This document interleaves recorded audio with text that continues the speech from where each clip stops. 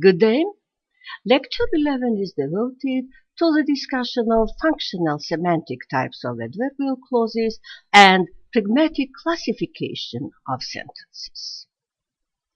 Adverbial clauses refer to a verb, an adjective, or an adverb of the main clause. They are usually joined to the main clause by means of subordinating conjunctions. When an adverbial clause precedes the main clause, it is set off with a comma. Adverbial clauses constitute a vast domain of syntax, which falls into many subdivisions according to their functional semantic peculiarities. While speaking of the semantics of adverbial clauses, we should remember that we are concerned with generalized grammatical meanings which are of syntactic relevance. Therefore, the classification of adverbial clauses into subtypes is mainly based on their functional meanings, according to which the whole system of adverbial clauses is divided into four groups. The first group includes clauses of time and place. The second group comprises clauses of manner and comparison. The third group includes clauses of attendant circumstances, condition, cause, purpose, reason, result, and concession. The fourth group of adverbial clauses is formed by parenthetical or insert clauses. The first group of adverbial clauses is represented by the clauses of time and of place. Their common semantic basis can be defined as localization, respectively temporal meaning answering the question when, and spatial clauses answering the question where. Adverbial clauses of time are introduced by the subordinating conjunctions when, as, since, before, after, until, as soon as, now that, etc. For example, we lived in London when the war ended. We had lived in London all through the war until it ended. After the war ended, our family moved to Glasgow. Adverbial clauses of place are introduced by the subordinating conjunction where, which can be sometimes preceded by the prepositions from and to, as for instance, from where, the bookish equivalent of which is whence, and to where, for instance. The swimmers gathered where the beach formed a small mound. We decided to go back from where we had started on our journey. The second group comprises adverbial clauses of manner and comparison. The common semantic basis of their functions can be defined as qualification, since both of them modify the action or event denoted by the main clause. The identification of adverbial clauses can be achieved by applying the question transformation of the how type. Adverbial clauses of manner are introduced by subordinating conjunctions as if, and as though. For instance, he spent the evening as he had been told. This question implies the question, how did he spend the evening? Or, you talked to him as if he were your boss. It implies the question, how do you talk to him? Adverbial clauses of comparison are introduced by the subordinating conjunctions as, not so as, and then. For instance, that summer he took a longer holiday than he had done before. Mary received the guests as nicely as her mother would have done. Oh, it is not so hot today as it was yesterday. The third and most numerous group of adverbial clauses includes clauses of attendance circumstances, cause, condition, purpose, and result. They are clauses of different semantics connected with the meaning of the main clause by various circumstantial associations. Adverbial clauses of attendance circumstances by their semantics are very close to clauses of time. The difference lies in the fact that, unlike clauses of time, the event described by an adverbial clause of attendance circumstances is presented as some sort of background in relation to the event denoted by the main clause. Clauses of attendance circumstances are introduced by the subordinating conjunctions while and as, which express simultaneity of the events described in the complex sentence. For instance, as or while the reception was going on, Mr. Brown talked to his business partners. Or, as or while Mother was making supper in the kitchen, I did all my lessons. It should be noted that a subordinate clause introduced by the conjunction while may sometimes express contrast rather than simultaneity of actions, even when it precedes the main clause. In such cases, we have to deal with an adverbial clause of contrast. For instance, he wears fine clothes while I go in rags. While I am weak from hunger, he suffers from overfeeding. Now we'll discuss conditional adverbial clauses. Conditional adverbial clauses show whether the speaker or the writer thinks that either the stated condition is possible, real at present, or it is hypothetical, that's unreal at present, or unreal in the past, therefore unreal forever. Accordingly, grammarians speak about three subtypes of conditional clauses: real, unreal, and unreal at present, and unreal forever. Conditional clauses are mainly introduced by two subordinating conjunctions if and unless, which is equivalent of if not.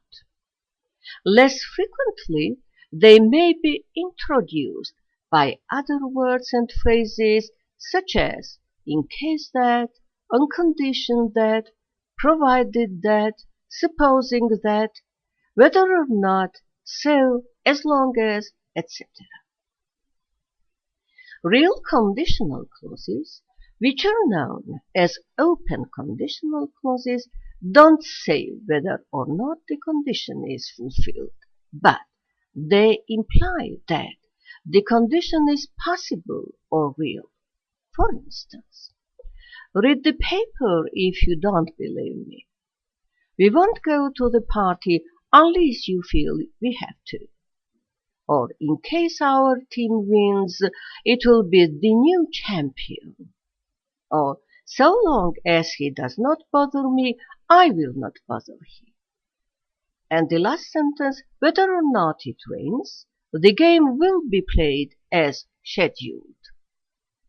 In the second subtype of conditional clauses, which is called hypothetical one, the speaker thinks that the condition is not fulfilled as it is unreal or contrary to the facts at present, and unlikely to happen in the future. For instance, if you drove carefully, you would not have so many accidents, meaning that you do not drive carefully, so you do have many accidents. Or, if you helped me, you would be a true friend. Or, if I were you, I would never do that. If I had money, I would buy a Jaguar. Or, if the truth were known, public opinion would change. And the third subtype of conditional clauses, which is clause hypothetical to, the speaker describes the conditions and results that were not fulfilled in the past, and therefore they are unreal forever. For instance, in this sentence, if you had brushed your teeth carefully, you would have had fewer cavities. The conditional clause with the result can be interpreted as, you did not brush your teeth carefully at some time in the past, and you had some cavities as a result. Besides subordinating conjunctions, words and phrases, hypothetical conditional clauses, can be introduced by the inverted word order. For instance, had you driven more carefully, you would not have had so many accidents. Or, were the truth known, public opinion would change. Should it rain tomorrow, we will have to stay at home. Adverbial clauses of cause and purpose. Causal adverbial clauses indicate the cause of the action expressed in the main clause. They are introduced by simple conjunctions because, as, since, for, and by phrasal conjunctions for the reason that, on the ground that, considering that, seeing that, for instance. Since you obviously don't know how to behave in England, I'll take you back to France directly. Or, David was alone at home, for Helen had gone to see her parents. I opened my umbrella because it was raining. Clauses of purpose are introduced by simple conjunctions that and lest, and by phrase conjunctions in order that, so and so that. It's very important to remember that another indication to identify a clause of purpose is the use of the verbs may and might or should as part of its predicate. For example, he stepped back so that she might see everything well.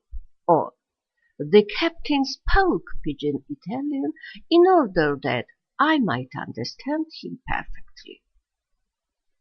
Adverbial clauses of result tells us the results of the events described in the main clause.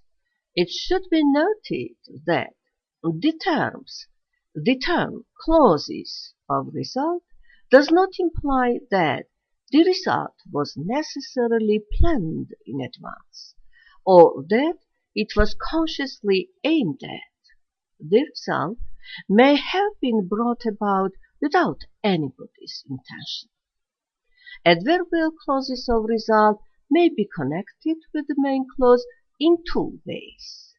They can be introduced by the conjunction that, which is correlated with the pronoun such or adverb so in the main clause. For instance, he was so tired that he could hardly move.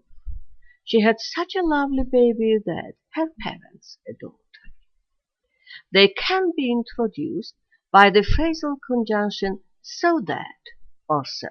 For instance, in this center there were candlesticks, brass but polished, so that they shone like gold. We paid him immediately, so that he left contented.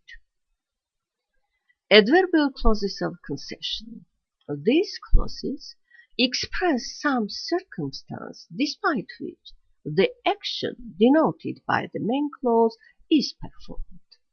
In other words, adverbial clauses of concession convey an idea that contrasts with the main idea of the sentence. Clauses of concession are introduced by conjunctions though and although, and connectors ending in ever, whatever, however, whoever, whenever, etc. For instance, though she was very tired, she decided to go to the party. Or, Whoever calls, I'm not at home. However tempting the offer might be, Jim cannot accept it.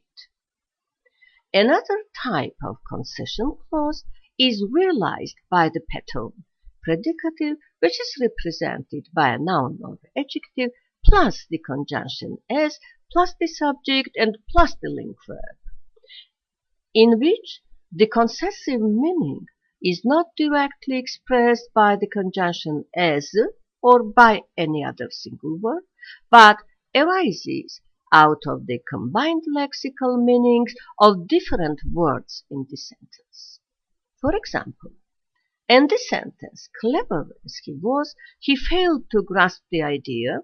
The concessive meaning arises from the contrast in meaning between the word clever and the phrase failed to grasp. The fourth group of adverbial clauses is formed by parenthetical, that is, insert constructions. Parenthetical clauses are inserted in the main clause on a looser basis than the other types of adverbial clauses. Still, they do form with the main clause a syntactical sentence, which is easily proved by the procedure of diagnostic elimination. For instance, Jack has called here twice this morning, if I am not mistaken. And the second sentence, Jack has called here twice this morning. As is seen from the above sentences, the elimination of the parenthetical clause in the second one changes the meaning of the whole sentence as the original sense of the utterance is lost, and as a result, the meaning of the sentence changes from problematic to assertive. This shows that parenthetical clause still forms an integral part of the sentence. Parenthetical clauses may occur initially, finally, and medially, and they are separated from the main clause by commas. For instance, Kingston, as you probably know, is the capital of Jamaica. According to the introducing conjunctions, parenthetical clauses can be of two types. Coordinated, when it is inserted in the sentence by the coordinating conjunction and, for instance, Jim said, and I quite agree with him, that Helen is very stubborn. And subordinate, when it is inserted in the sentence by a subordinating conjunction. Jim said, though I don't quite agree with him, that Helen is very stubborn. Thus, we have discussed functional semantic types of adverbial clauses, modifying the predication realized either in the main clause or in another subordinate clause. The second part of our lecture is devoted to the discussion of pragmatic classification of sentences.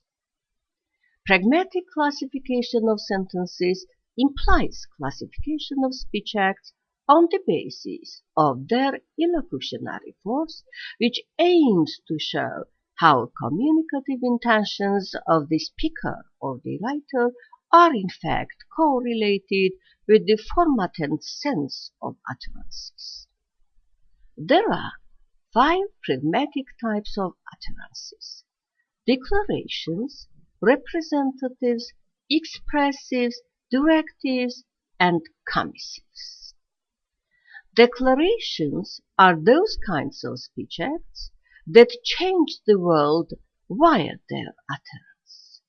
These are so-called performatives, the uttering of which is itself the action.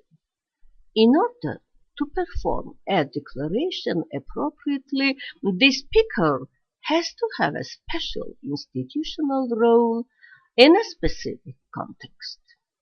In uttering a declaration, the speaker changes the world via words. For instance, such declarations are performed by the priest or the bridegroom at the wedding ceremony when they utter. Priest, for instance, I now pronounce you husband and wife. Or the bridegroom says, I do take this woman to be my lawful wedded wife. We can hear similar declarations in the courtroom when the jury foreman pronounces, we find the defendant guilty, or we find the defendant not guilty. Or on the playground when the referee punishes one of the players uttering the phrase, you are out. The official ceremony of opening or closing different meetings, sessions and congresses is performed by a chairperson uttering such declarations as, I pronounce this session open, or I pronounce this session closed. Or we may sometimes hear such phrases, I hereby adjourn the meeting, when the meeting is postponed. Austin and Searle worked out a set of features that should be observed in performing declarative speech acts that change the world via words. These requirements are: the utterance should be in the active voice, first person, present tense, declarative mood, and the speaker should be represented by the deictic pronoun I. For instance, this phrase pronounced by a priest at the ceremony of baptizing a sheep meets all these requirements. I named this sheep the Queen Elizabeth. The second pragmatic type of sentences comprises representatives. Representatives are those kinds of speech acts that state what the speaker believes to be the case or not. Representatives include utterances such as statements, assertions, conclusions, and descriptions. While uttering such sentences, the speaker represents the world as he or she believes it is. In other words, in using a representative, the speaker makes words fit the world of beliefs. Representatives are, for instance, the following sentences. The sun rises in the east and sets in the west. Beethoven did not write jazz music. It was a warm sunny day. Or, the earth moves round the sun. And the third pragmatic type of sentences, includes so-called expressives. Expressives are those kinds of speech acts that state what the speaker feels. They express psychological states and can be statements of pleasure, pain, likes, dislikes, joy or sorrow, which can be caused by something the speaker or the listener does. But they are about the speaker's experience. By uttering an expressive, the speaker makes words fit the world of feelings. For instance, I'm really sorry, or congratulations, or I'm glad to see you. The fourth pragmatic type of sentences comprises directives. Directives are those kinds of speech acts that speakers use to get someone else to do something. They express what the speaker wants. Directives include commands, orders, requests, and suggestions, which can be positive or negative. In using a directive, the speaker attempts to make the world fit the words while the hearer or listener. For instance, give me a cup of coffee, please. Make it black. Could you lend me a pen, please? Don't touch that. The last pragmatic type of sentences is represented by commissives. Commissives are those kind of speech acts that are used by speakers to commit themselves to some future action. They express what the speaker intends to do. Commissives comprise promises, threats, refusals, and pledges which can be performed by the speaker alone or by the speaker as a member of a group. By using a commissive, the speaker undertakes to make the world fit the words via himself or herself. For instance, I'll be back in 5 minutes. I'm going to get my money back right now. Or I will not do that. Thus, we have discussed a sentence both as the main unit and the subject of syntax. We have analyzed the communicative, structural, functional, semantic, and pragmatic types of sentences, focusing on the features by which they differ from each other. And finally, we have analyzed syntactic connections between lingual units on 2 levels, within word groups between words, and within a sentence structure between its constituent clauses.